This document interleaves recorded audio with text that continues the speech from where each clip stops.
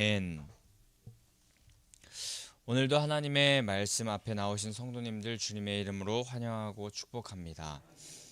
이제 또 새로운 한 해, 또 한 달, 또 한 주를 시작하게 될 텐데 우리는 항상 무언가를 시작하기 전에 항상 기억해야 할 것, 그것은 하나님 앞에 우리가 머물러서 사무엘과 같이 말씀하시옵소서 종이 듣겠습니다 하는 심정으로 주님 앞에 나아가 우리가 해야 할 일을 먼저 여쭙는 성도님들 되셔야 할 줄 믿습니다.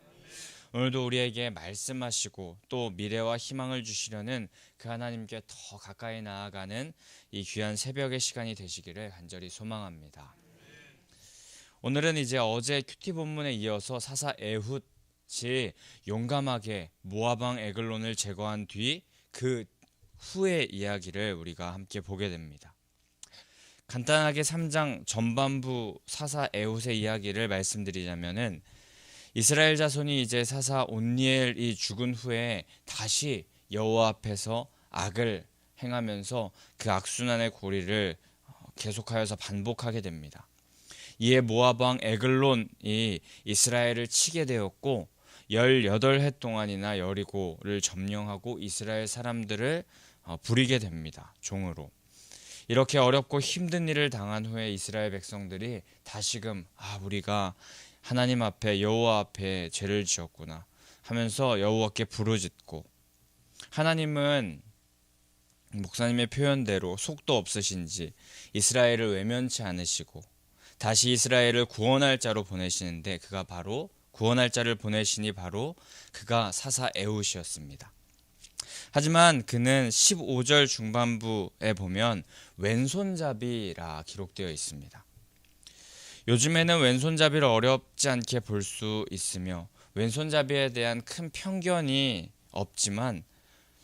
없고 또 오히려 이 왼손잡이라 하면은 남들과는 다른 생각, 창의성을 가진 사람이라고 생각하기도 하면서 그 시각이 많이 좋아졌습니다.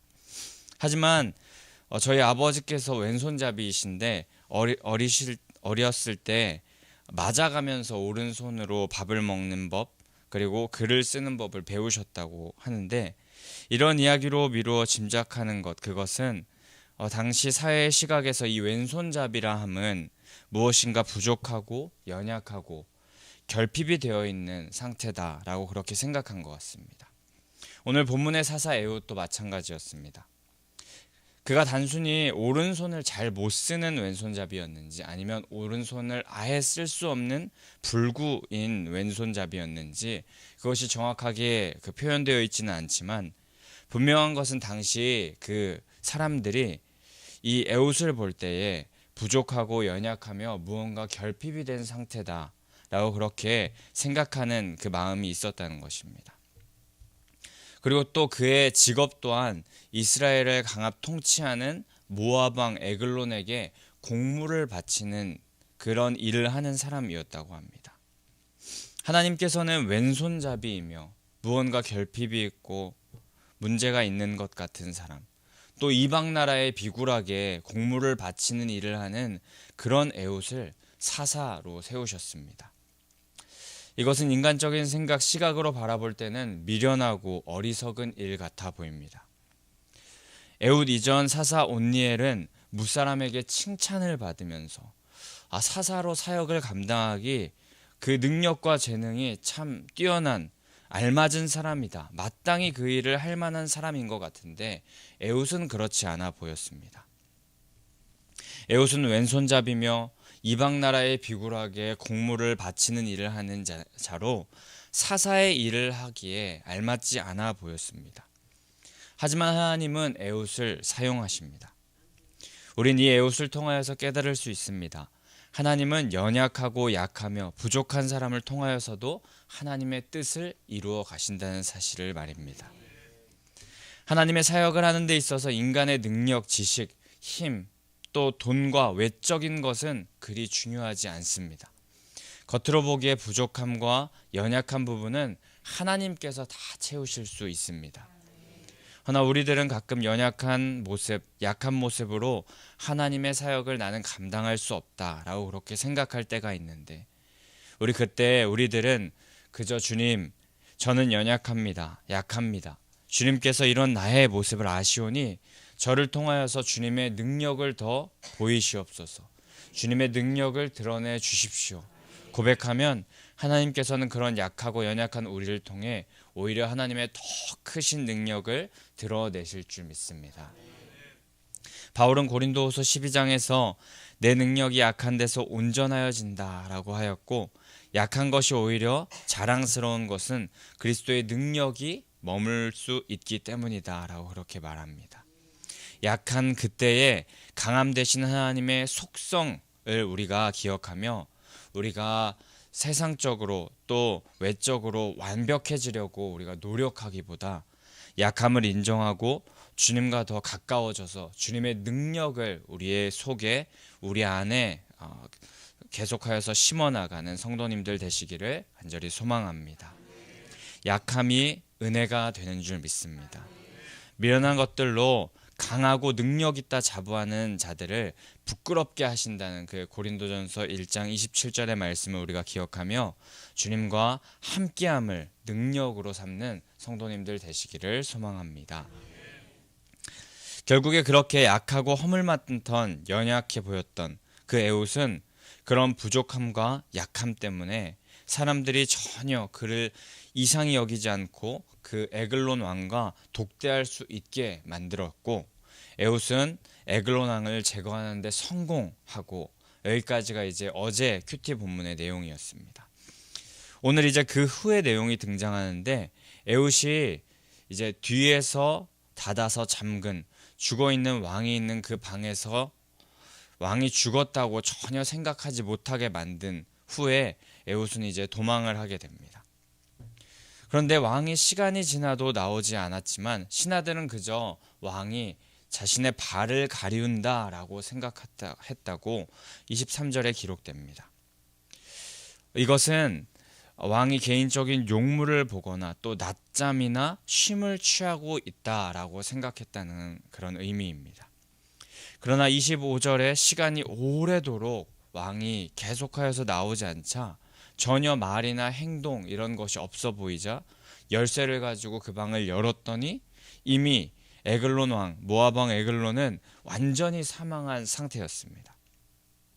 그 모습을 본 신하들은 망연자실을 했을 것입니다.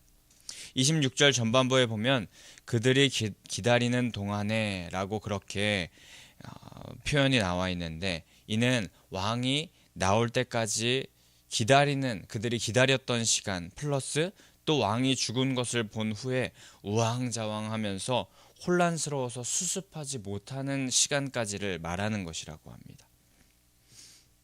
이처럼 그 에글론 왕이 죽은 모습, 또 그 모습을 보면서 우리는 어떻게 해야 되지? 우왕좌왕 혼란스러워하는 모습을 보면서 인간들은 사람의 생명, 자신의 생명, 그리고 자신의 앞길, 그런 것을 좌지우지할 수 있는 능력이 없는 자임을 우리가 보게 됩니다. 제 아무리 암몬과 아말렉군을 동원하여서 성읍들을 점령한 강력하고 혈기왕성한 그런 에글론 왕이라 할지라도 어이없는 죽음을 당하여서 한순간에 세상을 떠날 수도 있는 그런 존재입니다. 그리고 세상의 왕을 의지하였던 모압의 신하들은 망연자실, 우왕좌왕, 혼란해하는 모습, 그 왕이 죽음으로 모든 것이 혼란해지는 그런 상태의 모습을 보면서 우리는 세상의 힘과 권력을 의지하는 것이 미련한 것임을 다시 한번 깨닫습니다. 지혜로운 길을 선택하는 자는 영원하신 왕, 생명의 주관자 되시는 분, 만물의 통치자가 되시는 하나님을 의지하는 자인 줄 믿습니다. 그들은 하나님을 의지하는 자는 우왕좌왕 좌지우지하지 않습니다. 반석 위에 굳게 서서 영원히 흔들리지 않는 자들이 하나님의 백성들인 줄 믿습니다. 영원한 생명을 얻는 자들이 하나님의 백성입니다.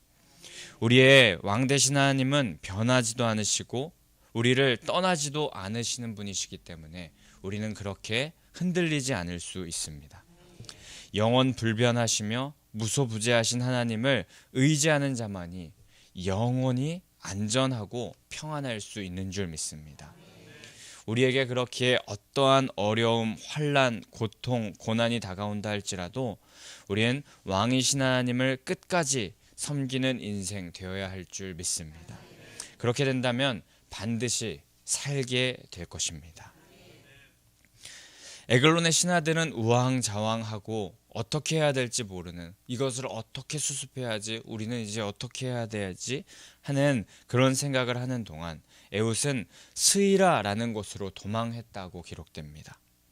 그리고 그곳에서 이 에훗이 한 일은 나팔을 부는 것이었습니다. 고대 근동지방에서 나팔을 분다는 것, 그것은 전쟁이나 주요한 행사를 할 때에 먼저 하는 일이었습니다. 에훗은 지금 에글론 왕을 죽인 후 다시 이제 그들이 뺏겼던 여리고성을 차지하기 위하여서 군사를 모집합니다. 자신이 해야 할 일을 그때 바로바로 알고 그것을 행하는 모습을 보였습니다.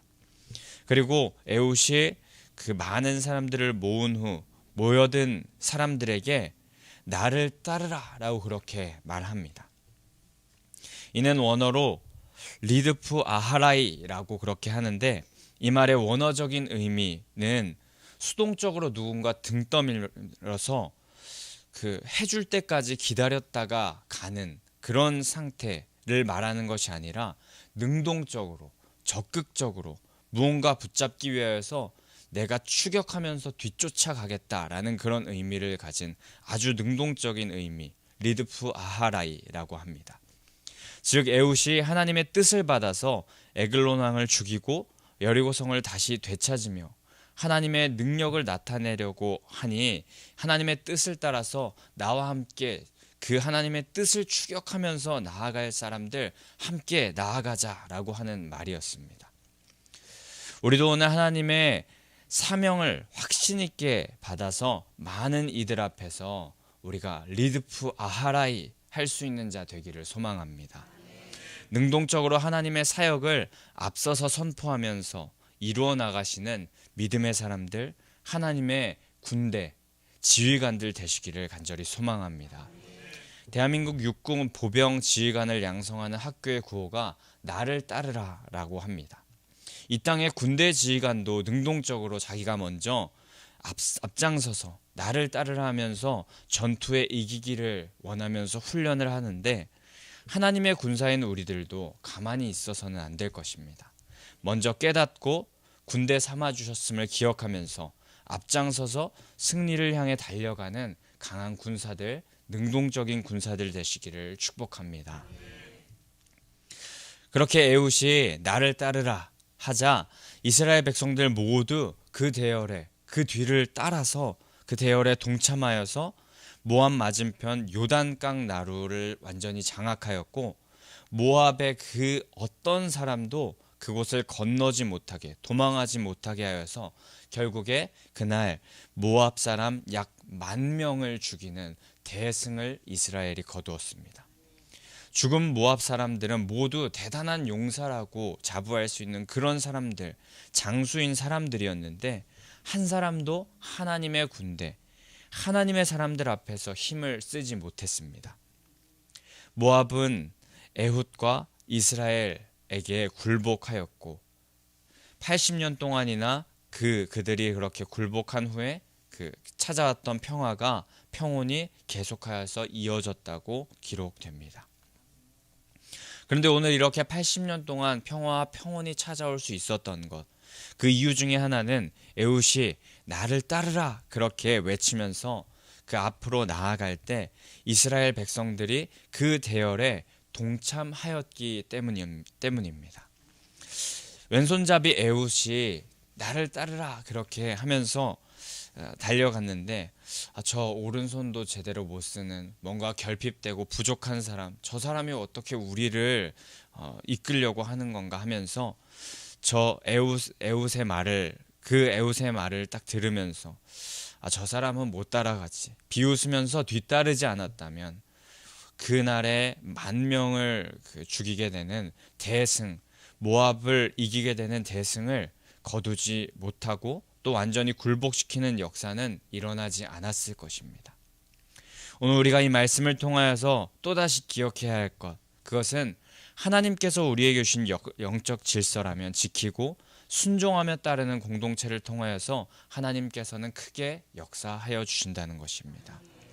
우리 교회적으로는 담임 목사님을 통해 주시는 말씀을 함께 듣고 영적인 권위에 순종하며 함께 하나님의 역사를 향하여서 달려나가는 자, 또 그 말씀에 따라 붙는 자, 표대를 향하여서 그 표대를 추격하듯이 달려가는 능동적인 사람 되어야 할 줄 믿습니다.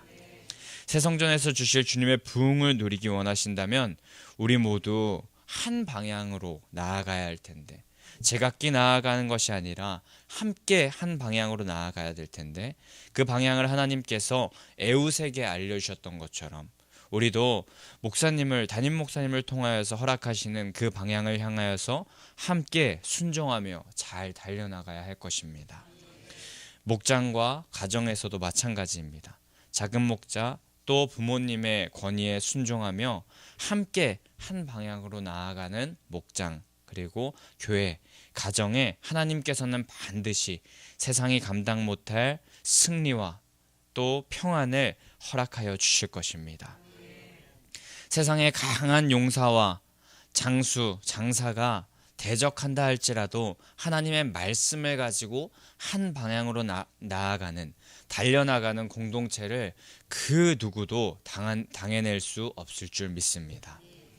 우리 교회가 그렇게 겸손히 순종하면서 같은 방향으로 나아갈 때, 그렇게 그 영적인 질서에 복종하면서 따라 붙을 때 하나님께서는 상상할 수 없는 일들을 우리를 통하여서 이루어 주실 것이며 역전시키시고 반전시키시는 놀라운 축복을 부어주실 줄 믿습니다. 자신을 쳐서 말씀에 순종하고 복종하며 자기 십자가를 지고 나아갈 때 예수께서 이루신 그 부활의 승리가 우리 가운데 넘쳐나게 될 줄 믿습니다. 오늘 그리고 그 이후에 마지막 절 31절에 딱 한 절에 등장하는 사사 삼갈이라는 자가 있는데, 이는 소모는 막대기로 하여금 블레셋 사람 600명을 죽이고 이스라엘을 구원하는 일에 쓰임 받았다라고 기록됩니다. 에훗 이후 등장하는 드보라 사이 아주 짧게 등장했던 사사가 삼갈이라는 자인데, 그런데 그의 가문이 가나안 족속을 섬기던 가문이었던 것 같습니다. 아버지의 이름이 아낫이었고 그 사사의 이름이 삼갈이었는데 그 이름이 우상에 대한 이름이었기 때문입니다. 하지만 하나님께서는 이런 삼갈을 사용하십니다. 또 이 말씀을 보면서 사실 따지고 보면 삼갈은 사사라는 칭호 또한 붙지 않았지만 그는 이스라엘의 구원에 쓰임받은 사사임이 분명합니다. 소모는 막대기를 쓰는 목자나 농사꾼에 불과했고 아주 평범한 사람이었음에도 불구하고 이 삼갈을 하나님께서는 이스라엘의 구원에 사용하십니다. 이 말씀을 보면 우리는 우리에게 어떤 칭호, 세상적인 칭호가 주어지는 것, 그것이 중요한 것이 아님을 깨닫습니다. 그리고 또 내가 어떤 출신 성분을 가졌는지도 중요하지 않음을 깨닫습니다. 내가 지금 또 세상에서 어떤 일을 하고 있는지, 이 삼갈이 소모는 막대기를 쓴 목자나 농사꾼이었음에도 불구하고 하나님께서 사용하셨음을 우리가 바라보며 세상에서 보기에 얼마나 가치 있는 일을 하고 있느냐, 그것도 중요하지 않음을 깨닫습니다. 하나님께서는 어떤 것이든 선하게 사용하셔서 구원하시는 분임을 우리가 기억하기 원합니다. 전능하신 하나님의 손에서 인간적인 눈으로 볼 때 보잘것없는 것, 비웃음거리가 될 것들도 오히려 위대한 일을 쓰임받는 도구로 변하게 하심을 우리가 기억하며 우리는 어떤 상황 가운데 있든 하나님의 도구로 쓰임받기를 간절히 사모하는 자 되어야 할 줄 믿습니다. 오늘 우리에게 하나님께서 하나님의 말씀을 허락하여 주십니다. 하나님께서는 세상에선 약한 자 같지만 하나님의 말씀에 순종하는 자를 사용하셔서 역전시키고 또 반전시키시고 세상에 지혜 있는 자들을 부끄럽게 하시는 분이라는 것을 우리가 말씀을 통해 깨닫습니다. 또 하나님께서 허락하신 영적 권위에 순종하며 함께 나아가는 공동체는 반드시 하나님의 축복을 누릴 수 있음을 기억하게 하십니다. 전능하신 하나님께서 하신 말씀을 의지하는 자들을 고귀한 구원 사역에 써 주시는 분이라는 것입니다. 이 세상을 본받지 않고 내가 주인 노릇하던 옛사람을 벗어버리고 주님께서 주인 대신 새 사람을 입을 때 이 모든 일이 가능함을 우리가 깨닫기를 소망합니다.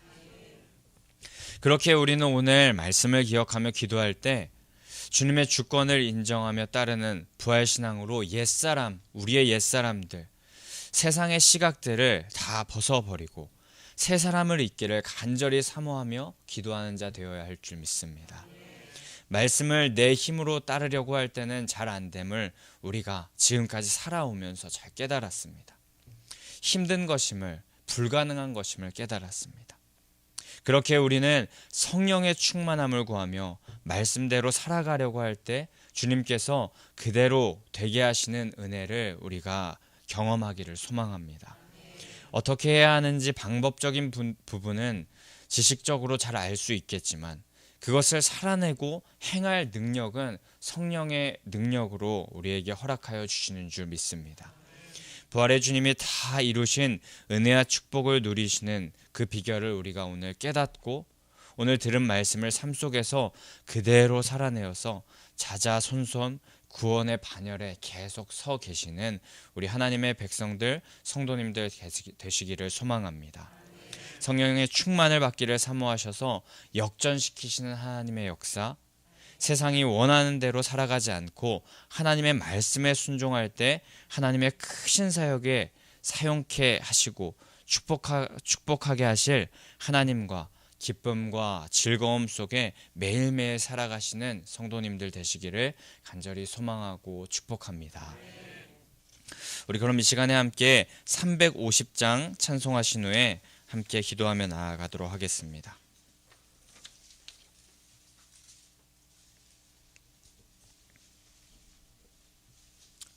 350장 함께 찬송하신 후에 기도하며